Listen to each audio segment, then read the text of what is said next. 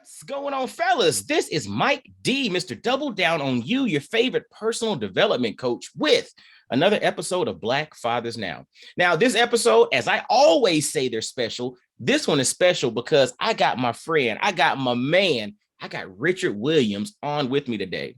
And Richard is a husband, he's a father, but he's also a 20-year NBA veteran in strength and conditioning, and he's currently the strength and conditioning coach for the New York Knicks.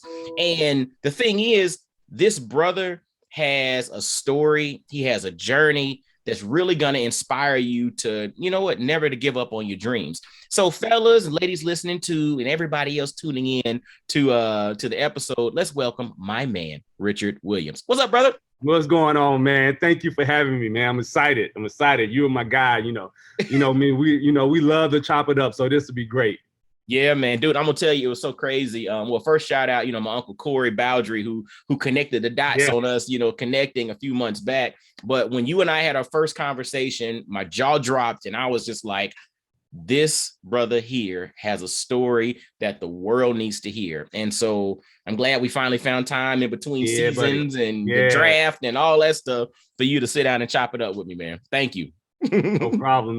Nah, thank you. Word. So before we get into your amazing journey, on Black Fathers Now, we always start with our support system. We start with, who's important, the wind beneath our wings. In the movies, they always put the important people up front before the movie starts, right? Yeah. So give a shout out to your important folks, your support system that helps you to do what you do on a daily basis, man. Man, I most definitely got a shout out to my parents and my brother, man.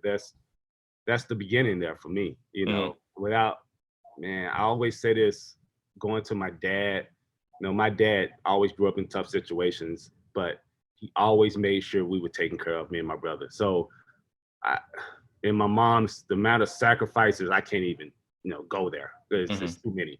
But because of them, I'm able to sit here and talk to you and to be able to do the things that I'm doing, and can't imagine the things that I'm doing, but it's because of them.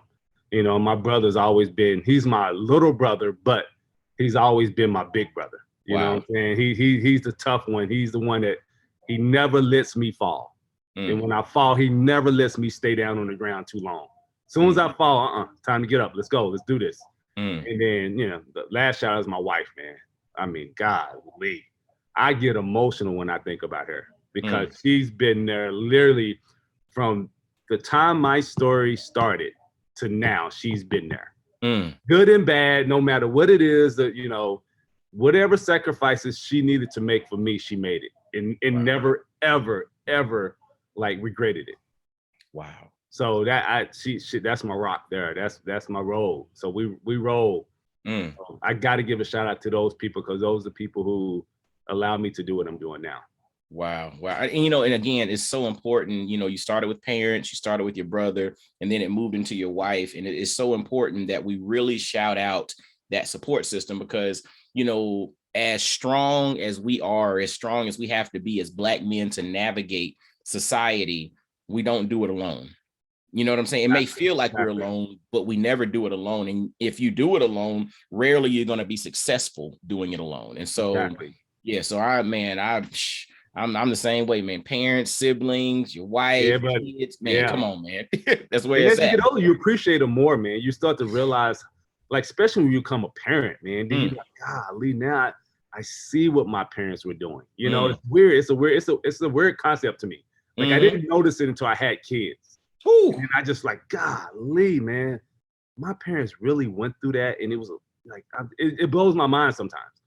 Yeah, it makes you want to just pick the phone up. You pick the phone up and be like, look, I'm sorry. I didn't need to. I'll be real with you. Ever since I've had kids, I literally don't go a day without calling my parents in the morning and talking to them 10 to 15 minutes. Wow. Wow. So I just, I think that's my way of just saying thank you. How's your day? How are you doing? Because for so long, they were the one asking me how I was doing. But me ever asking them how they were doing. So now I just, pick up the phone every morning, just, how are you doing? How's your day going? Let's talk about some stuff. I mean, and I think that's been great for me.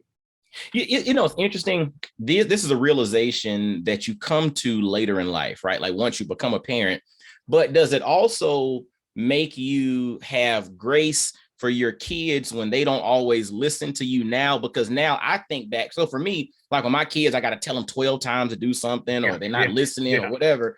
It's like, yeah, I get frustrated and mad because I'm trying to do something else. But I also have a little bit of grace there because I remember, okay, I was kind of the same way. Maybe I didn't listen and I didn't really get the importance of listening until I got older. Yeah. And so does that help you to think about maybe approaching your kids differently? You know what? It does, but for me, it was a different way.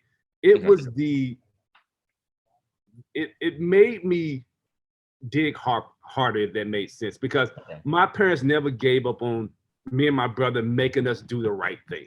Okay. So I know when my kids are not listening, I know I gotta keep digging, because if I don't get that to them, when life hits them, that's right, it's gonna hurt them. That's right. My parents realized that about me and my brother. Like, no, it's certain value you gotta learn. Like, I can't have sympathy for you on this, because if you don't learn them now, when you get older, it's gonna get you. You know, so with I'm getting better at it. My weakness is sometimes I can get caught up in my own feelings, and I would withdraw back, but now I'm getting to the point in how my parents were with me is you keep pushing. You push smarter, but you never give up on teaching those values. So when they're not listening, you're like, no, I might have to go a different avenue to get to them, but my goal is to keep pushing it because I know how important it is. Ooh, that's deep. You know, it's interesting, man. Like you mentioned the concept of value, and that aligns with like principles. And, you know, basically you think about like building blocks, and it's very interesting how you communicate that because you are a strength and conditioning coach with the most elite athletes in the world. Right. And so I imagine as you build and you help to rehab and you help to work on various things that someone may be dealing with, it kind of follows that same principle of, I know this is uncomfortable, but we got to do this so that you can rehab this so that you can get back to see how this thing connects. It connects big time. Wow. I'm doing the exact same thing. Like literally, I think about it. I have, in the world of strength and conditioning in the NBA, these athletes are so gifted. Let's be real. They don't need me to be gifted. That's right. Gifted. It is a blessing. So think about it. I got to come to work every day and I got to convince them that what I've learned in my skill set holds value to them. That's challenging, right? Ooh. That's challenging. Ooh. You know, because you come in and they say, look, I do things that nobody in the world can do. How can you help me? Well, I can help you with this. I can help you with that. I can help. So it's always to continue push. It never stops, right? That's what I love about my job in the NBA is you can never be comfortable, right? Every player is different. You're gonna get new players that come and go. So I'm constantly installing my values every single day. Like, you gotta dig in this, you gotta do this, you gotta do this. And if you can I've been able to do it for going on 21 years. So I'm starting to figure out like in certain ways I know how to communicate with them. But it goes back to my kids. I'm constantly never giving up on teaching my values because I know if you get it, you'll be a better athlete, you'll be a better kid, you'll continue to grow. You know? And I thank my parents for that. They never gave up. They never gave up. Ever, when they could have.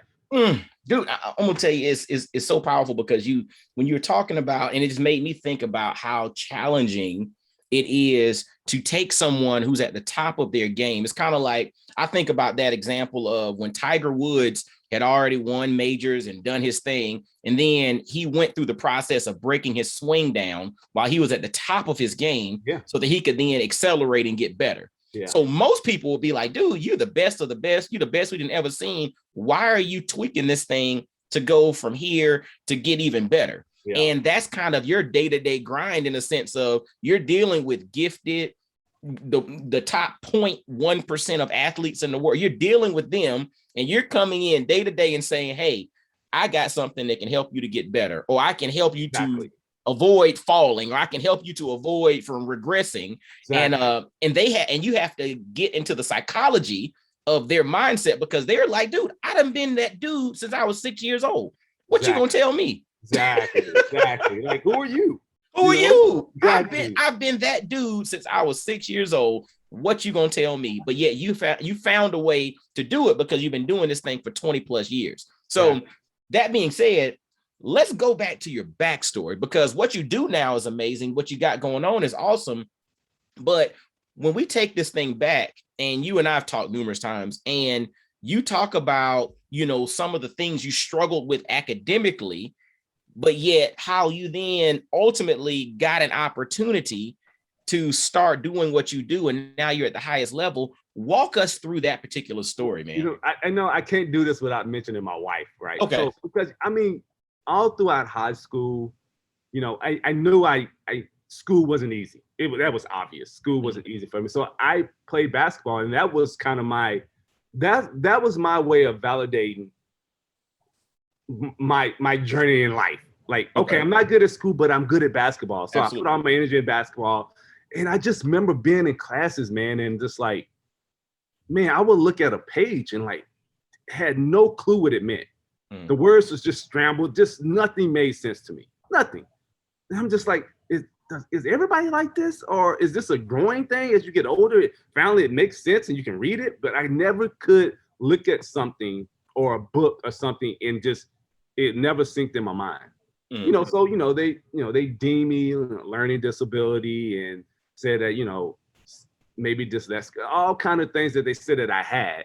So they, and they just separated me, right? They put me in classes where I never had to take tests. I never had to, I was hardly in the class with regular people in my peers. I never did that because I had a learning disability. So I just remember this was the low time. This was the low point. I remember everybody was talking about going to college and doing this and doing that and what degrees they make. And I remember thinking like, man, nobody's talking to me. Like, no teachers are saying, okay, where you want to go to college? What do you want to do? And I remember one teacher was like telling me like, you're great with your hands, so maybe you can go into construction. Now, look, there's nothing wrong with going to construction, but as a kid, how are you going to deem what I can do? How are you going to limit my growth by telling me I only can do one thing? And I think at the time, I don't think she was being mean or whatever it might be. I think she just looked at my skill set and said, because of what we see of you, this is a great avenue for you. Absolutely. So I guess being competitive, I played basketball in college and I just got through. I don't even know how to explain it. Like I went to class and never skipped class. I struggled through school, but I think it was my heart and my instincts were telling me, keep going, keep going. All right, if you flunk that test, that's fine. Just keep going and keep going. So I never let it stop me from growing. But basketball helped me with that because whenever I was frustrated, I would lean towards basketball. Absolutely. So I would spend, Mike, when I tell you, I would spend hours in the gym and people thought I was practicing like he's trying to be. No, that was my way of letting my frustration out. Some people, everybody's got different stories. Everybody's, might turn to drugs or whatever. For me, it was basketball. I used basketball to all the pain that I struggled with in school. Basketball was my savior. So, and I actually got pretty good at basketball in the process. Absolutely. So, I remember I met my wife and I remember this. I had to write a paper. And I remember, was this in high school or college? This was in college. This is in college. Okay, gotcha. So you transitioned already to college. Gotcha. So in high school, I got through, I graduated.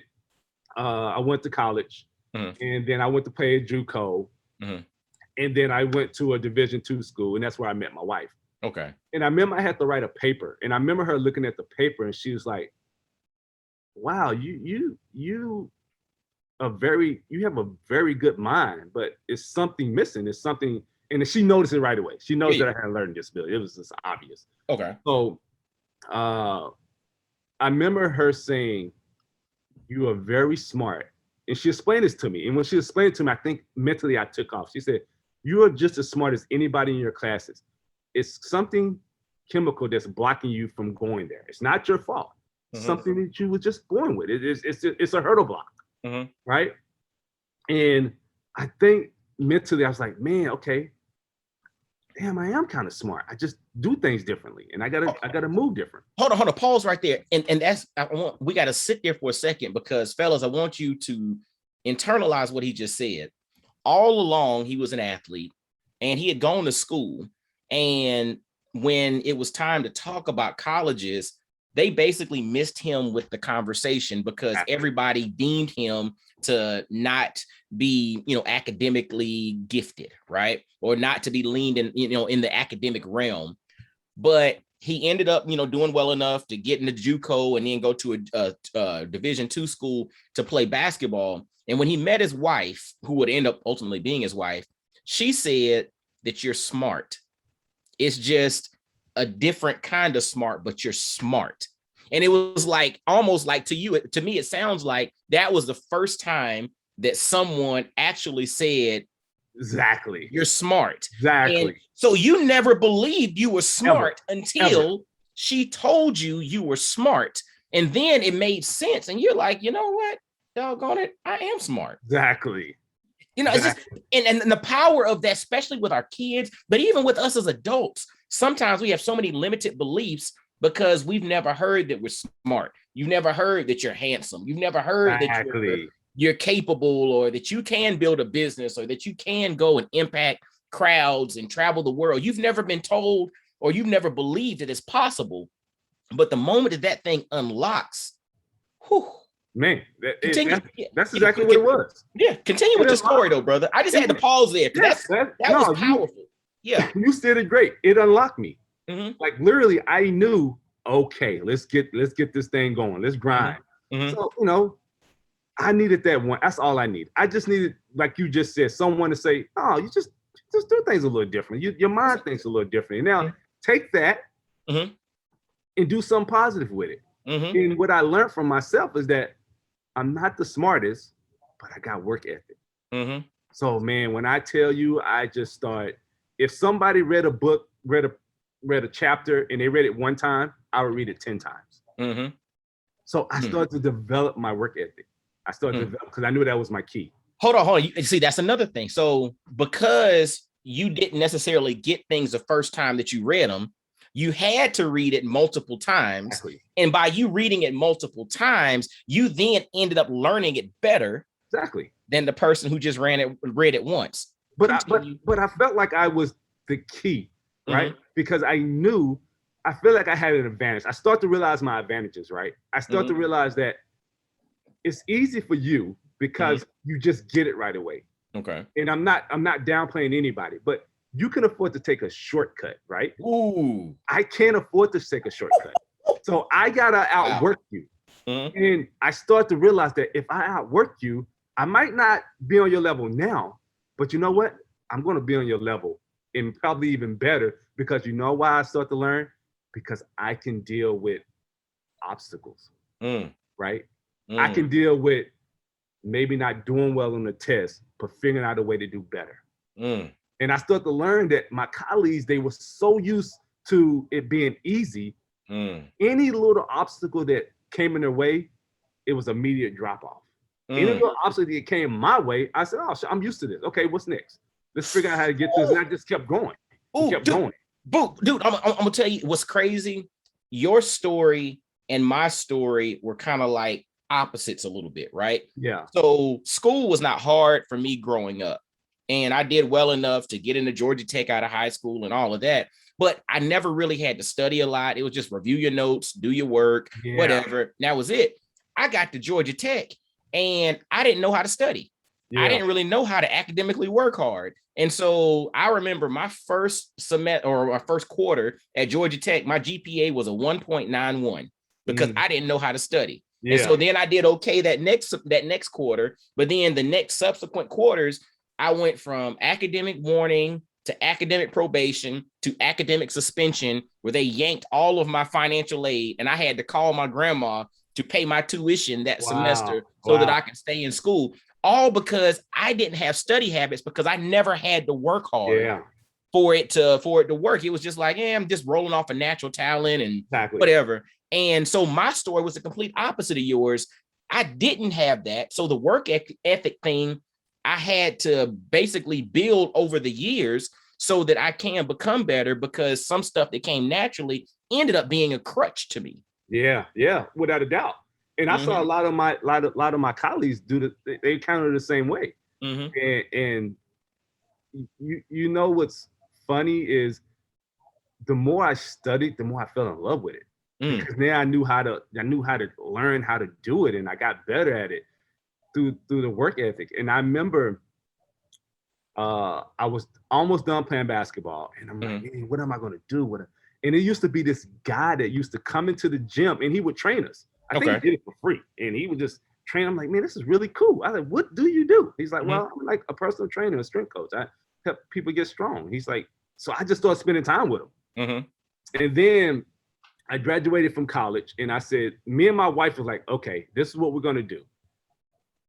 We're going to look up what it takes to be a strength coach, a personal trainer, whatever, and we're going to go do it. So it led me to Western Colorado, where I wanted to get my kinesiology degree. Okay. Me and my wife went, and it was great. And what was great about it is because we literally opened up a college book and like blindly just put our hands there. And I think God led me there. Absolutely. Like, you're going right there. Western Colorado. Wife, literally not having no plan at all. We just drove. We drove and rode in. And I remember going up to the coach and say, hey, can I just volunteer as a strength coach? She's like, we don't have one. Of course you can. So in Western Colorado. In Western Colorado. Wow. Never even been to Colorado. Wow. And where did you all move from? From Kansas. We were in Kansas. So you were in Kansas. So you moved from Kansas to Western Colorado to get a degree in kinesiology. Y'all just picked this, and you know, God sent y'all in this direction for some reason. And you asked the coach when you got there, can I volunteer as your strength and conditioning coach? And he said, we ain't got one, so you might as well shoot. Come on. And I literally was like, so funny. I think about it now and I laugh. I literally had no idea what strength and conditioning was. Okay.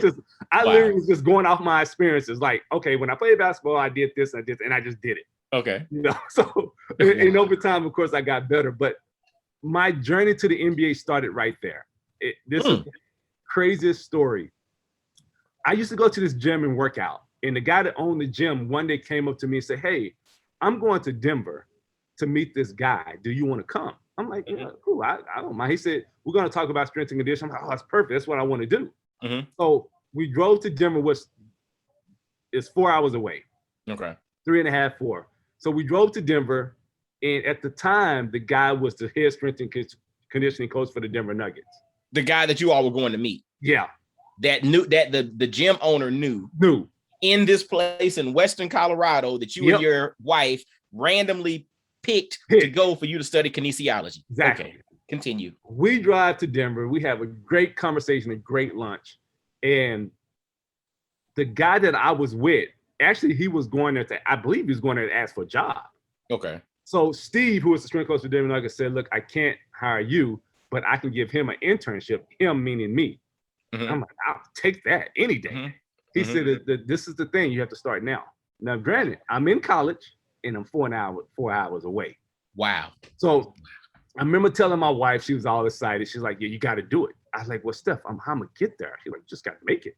You know, so 4 hours away. Bro, I would drive 4 hours there, do practice, drive back, do my classwork. Every day? And I did that almost every day unless they traveled, because I didn't travel. And I was like, exhausted. Hold on, pause. 4 hours each direction. One way, do practice, drive 4 hours back. And you would do that almost daily? Almost daily. I did it just enough so I can finish school. Because I wasn't done with school. And how long did you look? Because I know we talked about this before. My wife says I exaggerate the story, but trust me, I'm not exaggerating the story. I believe it was a semester and a half. So like my wife like, no, I think it was half a semester or maybe a semester. It was a semester and a half. It don't matter. If you did that for 2 weeks, driving 8 hours a day for 2 weeks. Oh, it was crazy. Dude. It was crazy. You know, but you know how it is. When you're in the moment, all I thought about was opportunity. That's it. I didn't think about anything else. Wow. All I thought about, look here, I went from a high school kid with a learning disability to an opportunity to work for a pro team. I drive 10 hours one way if you want me to. Wow. You wow. know. Wow. So you literally for a semester and a half, you drove 4 hours each way to go intern with the Denver Nuggets while you were working on a degree in kinesiology in West Colorado. Yep. And I just remember like when it was all over and my internship was over and I was praying. And before I can even pray, Steve's like, we want to keep you on as an assistant. And I was like, and then I just took off. I think a year and a half later, I went to the Clippers. Then I went to the Rockets, and now I'm here with the New York Knicks. Wow. Hold on. But hold on. Stop. So this 4 hours each way for whether it's a half a semester to a semester and a half, however long it actually was, it don't matter. You spent time doing that. You committed to it due to the opportunity. And after your intern was up, they offered you an assistant trainer position with the Denver Nuggets. Now, were you finished with your degree at that point? I was done. Yep, I was done. So it was just, I was done. My internship was up. That was the last step of finishing my degree. It was just basically time to get a job. You know. And that's when you were offered the assistant position with the Denver Nuggets. But you know what's interesting about that story that blows my mind to this day? Steve, unbelievable. I mean, you couldn't ask for a better mentor and a better person. I thank him every single day in my prayers because without him, this wouldn't be possible in my career. But I remember talking to Steve, and Steve told me this, and it blew my mind. He said, "Rich, you know I never take calls from random people calling me, ever." He said, "I never sit down and have a meeting because I'm just too busy. It's not that I'm being mean. I'm just a busy person. But something told me that I need to take this call with you and this guy." And then when I started working, I understood he never took calls from any random person. He just didn't have time. So it blows my mind because to think that God told him, take this call, change his kid's life. But you know what's interesting? It's sometimes we make things bigger than they are in a sense that from a decision perspective, when we look back on it, we know that call changed the trajectory of your family's life for generations to come, right? But in the moment, it was just, hey, I'm just taking a call. You know what, meeting, I got an availability. You know, I'll take this meeting. You two are here. This guy's trying to interview for a position. I don't have a position, but you know what? I got an intern position I can bring on. And so he probably never thought about it where I'm trying to bring this person along to change his life. He was just like, yo, I got an intern position. You seem like you fit. I like what you got going on. Do you want it? Right. And it's amazing how seemingly small decisions have big impact, right? Like a lot of times we always think about the big things. It's like, oh, the big whatever, the big dude. It's the small things that matter. But I have a challenge that I'm actually reframing that conversation because the small things lead to big lifelong opportunities. Are they really small things then? Not at all. Not at all. No, not at all. We say they're the small things. Oh, I just picked the phone up. That was him picking the phone up, taking that call was the moment. That was the catalyst that jumped all this thing off. Exactly. You're totally right. And I you know what? I use that philosophy, what you're talking about, I try to use it for my entire life. What I do and who I talk to and who I help and who I text, you never know how it's going to change their life. Oh my gosh, right? dude. Think about that. Think about that all the time. You never, like, I give you a perfect example, right? And we can talk about this as we go. But I'm trying to do a project in Africa where I'm trying to bring strength condition along in Africa. So the guy that I'm working with, his name is Amadou, a wonderful man. He's basically the president of the BL. And he said, Rich, I want you to contact this kid. He's based out of, he's African. He's from Senegal. He's in New York and he's trying to make it as a strength and conditioning coach. So I gave the kid a call and we just been dialogue. We've been talking about strength and conditioning and it's been great. And I get a little emotional because he's just like, man, I'm living in New York and just, man, it's barely making it's tough. Yeah. Mm-hmm. And just now, I had the opportunity to maybe bless him with an assistant job with the G League team. Oh, wow. So, but it makes me think like, man, I'm doing what Steve did for me. Think about what I have the opportunity to do for this kid. If he gets this job, his life would never be the same. And that's in a positive way. Mm-hmm.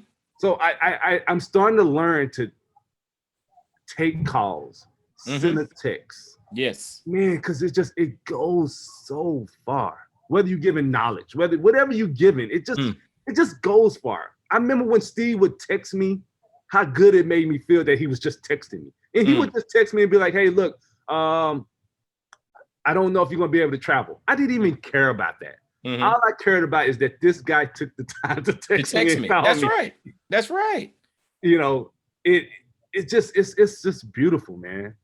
Man, I'm gonna tell you what's so powerful, and this is some, this is Black Fathers Now. So, we're specifically having conversations with inspirational, Black men who have done amazing things, but we're speaking to the soul of other Black men, right? Yep. And the thing is, what you said is so important because so often we need somebody to encourage us. Yeah. We need somebody to open up a door for us. We need somebody, dude. I had a manager. Well, he was my regional business director years ago who worked. He was with an organization I used to work for when I was doing pharmaceutical sales.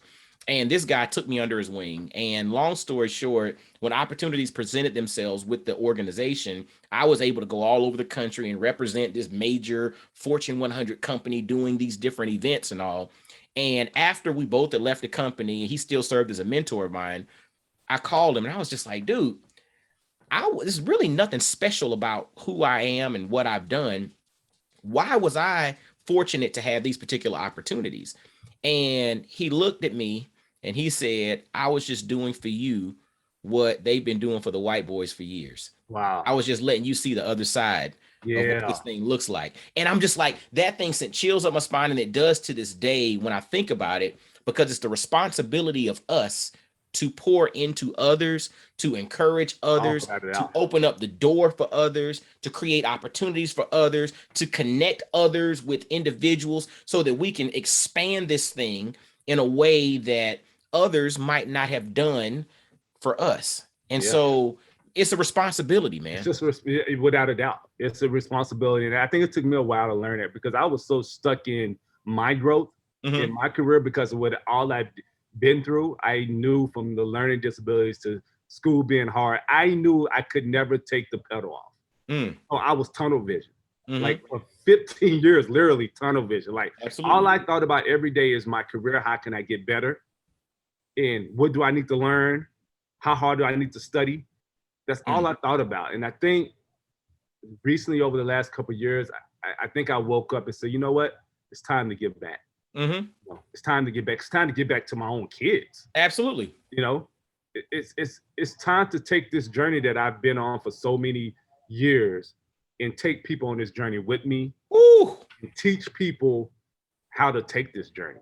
I literally just over the last couple of years with my kids, like I used to be like, man, I couldn't say that I was a bad father at anything, but I could say that I never took them on my journey. Man, it's so interesting that you put it that way, because the whole concept of taking others on the journey with us is so important. Tupac said it ain't no fun if the homies can't have none, right? Yeah. And I think about success and how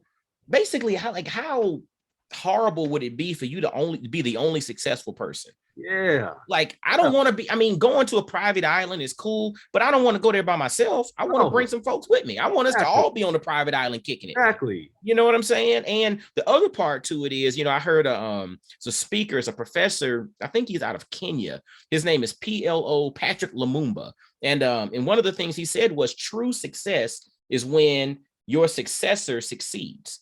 Exactly. Yeah. And that's the whole thing. It's just like, I want to do my thing. I want to impact the world, impact millions of people, use my gifts to the full magnitude of what I've been blessed with. But the flip side of that, I want to bring people along.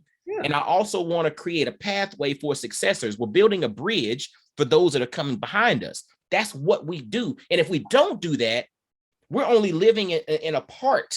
We're only basically exercising a small piece of who we are if it's just us. Because, truthfully, if it's just about you, flossing and doing your thing, pretty much anybody can go in and be like, yo, I'm going to be successful and I'm going to do it for myself, me only, right? If that's your life, you can do that. That's not hard.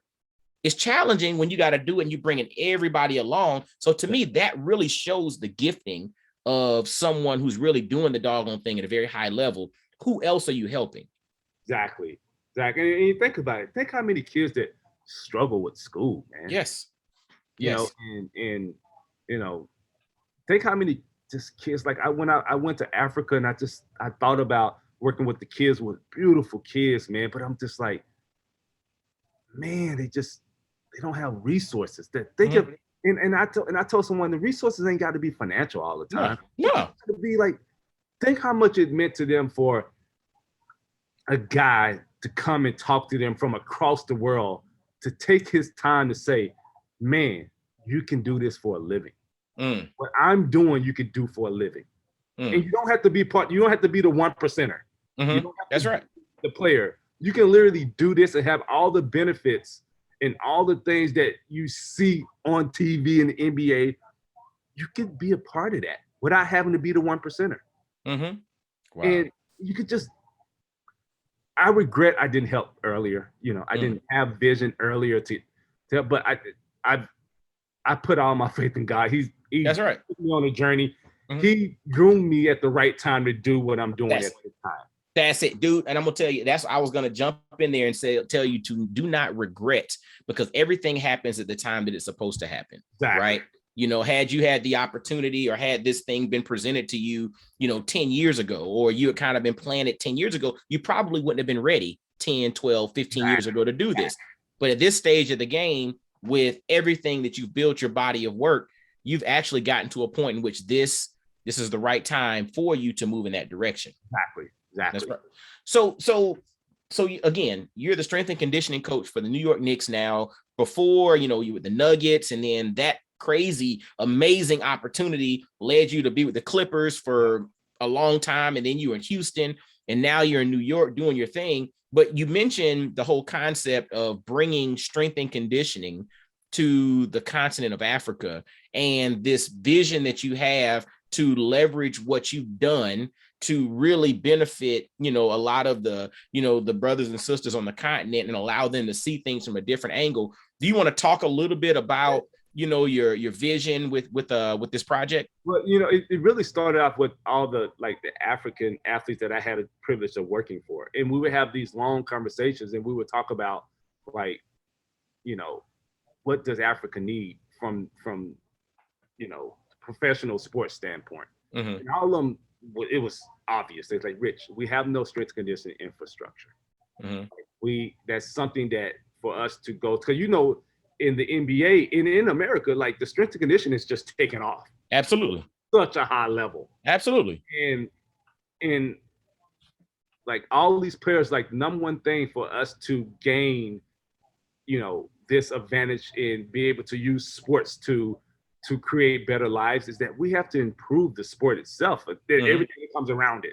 Absolutely. Right? The strength and conditioning is just not there. And it was bing, but it went deeper than that.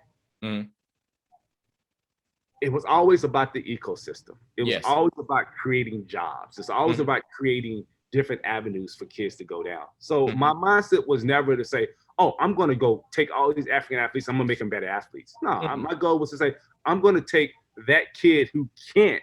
That was me. I'm just going to put myself in that position. That was me. That look here, I'm only going to play until my time's up, and then I got to go do something.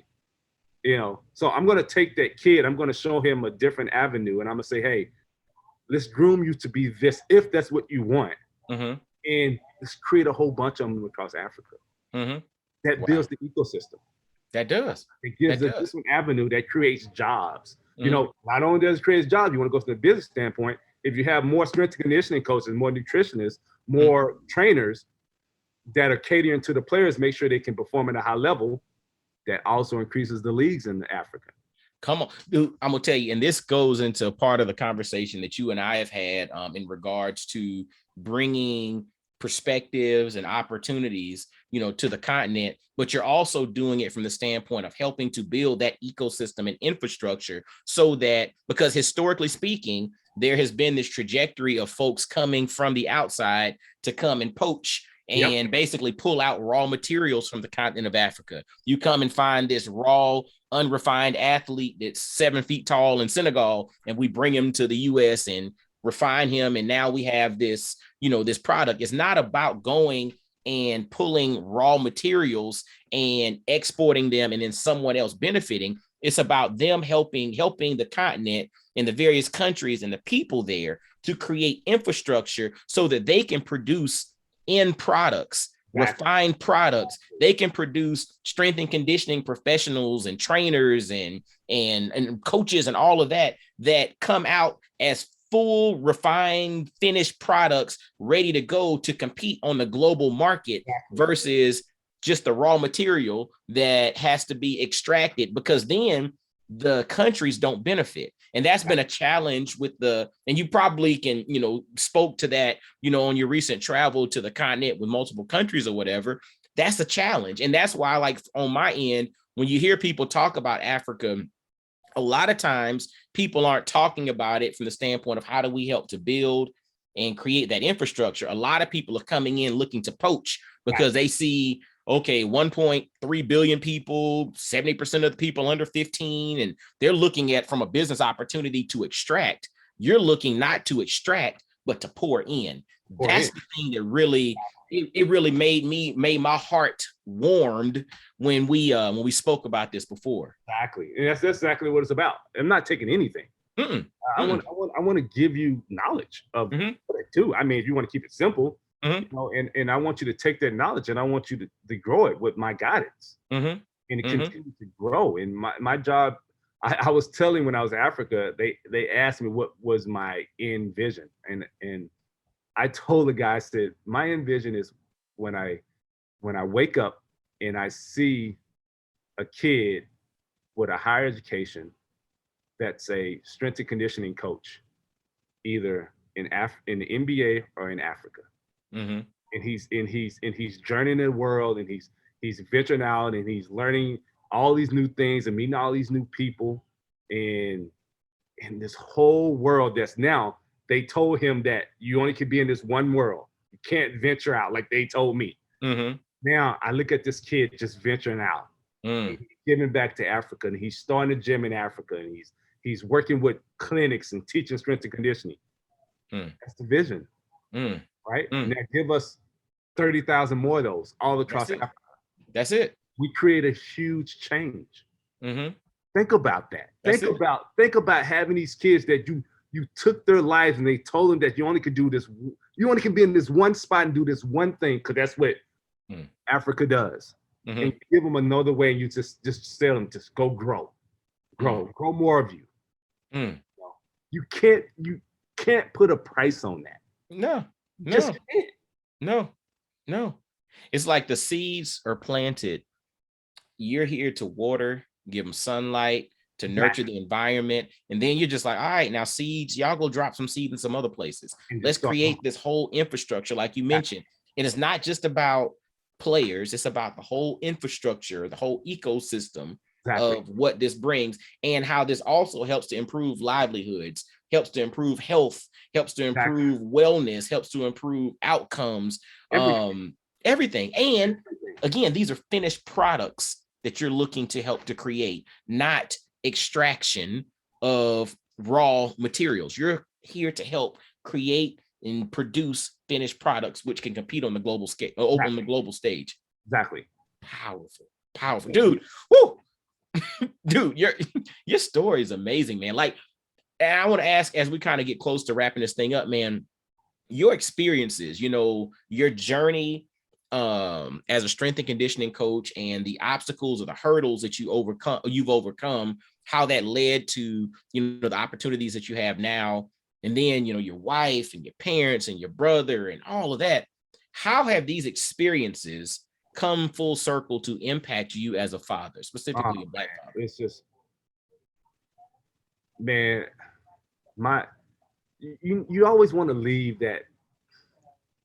I don't know how to explain it, but you always want to take all these experiences and you just want to just breathe it into your kids, Yes. you know? Yes. And it made me realize the impact of being a great father.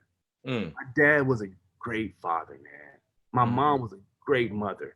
And that impact, that right there made me just like, it meant everything to me. It made me everything. So I keep that always in the back of my mind and in my heart. If I can just be a great father, be a great listener, be a great, time spender, all those things my parents did for me, it got me here. So why wouldn't I do that with my kids? And granted, it's challenges. Don't get me wrong. My job offered challenges, travel and all that stuff.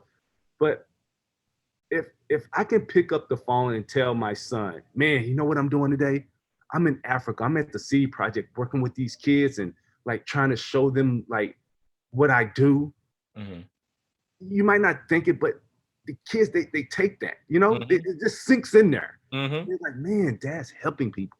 Wow. Man, Dad's trying to create something for people who don't have something. Absolutely. So that alone as a father makes me want to do more, I want them to see that. That's right. Because I saw my dad wake up every single day, go to work when he was tired, but I saw the benefits of it because we never had to ask for anything. We never not needed anything. We had everything we needed. So if my kids can see me helping someone, helping a continent, helping someone get a job, it just sinks in there. And you just natural follow, right? You just natural follow the process. So my journey I want them to see my journey, see the struggles.